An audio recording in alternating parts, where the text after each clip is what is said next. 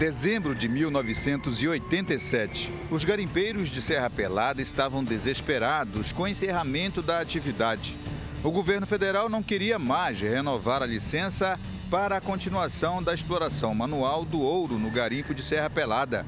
Para protestar, os garimpeiros ocuparam a ponte rodoferroviária de Marabá. Cerca de 300 garimpeiros estavam na ponte há 3 dias quando as forças policiais fizeram a intervenção para desobstruir a via por onde passa a ferrovia da mineradora Vale. Muitos garimpeiros pularam da ponte no rio Tocantins e outros foram baleados.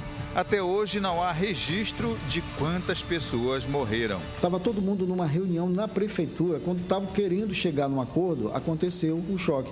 Então aconteceu o seguinte, a polícia agiu pelos dois lados, ela pegou as duas pontas da ponte, né? O lado que dá para o lado que, vamos dizer, Belém e o outro lado que dá para o sul. Então eles foram e encurralaram ali, atirando, jogando bomba e muita gente foi caindo. Outros se atiraram da ponte com medo de ser morto.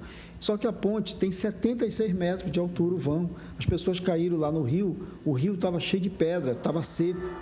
Né? Teve depoimento de pessoas que viram o corpo passando, descendo pelo rio Tocantins, já cadáver, né? Descendo o rio. Então, há todo um episódio que muitas vezes, muitas pessoas, a gente não pode esquecer. A ditadura acabou oficialmente em 85, isso era 1987.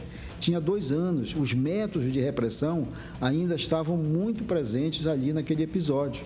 Então, é uma história ainda, essa tentativa de trazer à tona esse episódio também é para estimular que venham outros trabalhos, outras pesquisas que se possa ir mais além de onde eu parei. O jornalista e escritor Paulo Roberto Ferreira esteve na região na época do massacre. Ele conversou com os sobreviventes e com os familiares das pessoas desaparecidas. Paulo Roberto escreveu o livro Encurralados na Ponte, o massacre dos garimpeiros de Serra Pelada.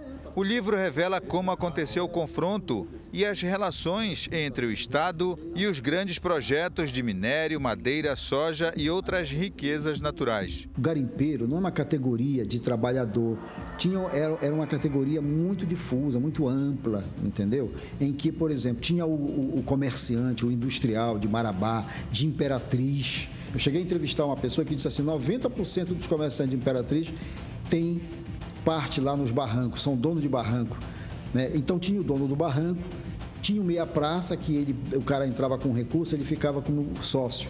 E tinha o diarista, que era o garimpeiro lascado, que não tinha direito nenhum. Ganhava, muitas das vezes, pelo prato de comida ou com uma diária lá fixada, que é só quando bamburrava, quando dava ouro, que o cara recebia ou não. E esse cara que corria o risco de desabamento, de morrer. Houve muito acidente de trabalho lá, muito desmoronamento de barranco e muita gente morreu. 32 anos após o massacre na Ponte de Marabá, Paulo Roberto conta com detalhes a tragédia que ficou esquecida no tempo.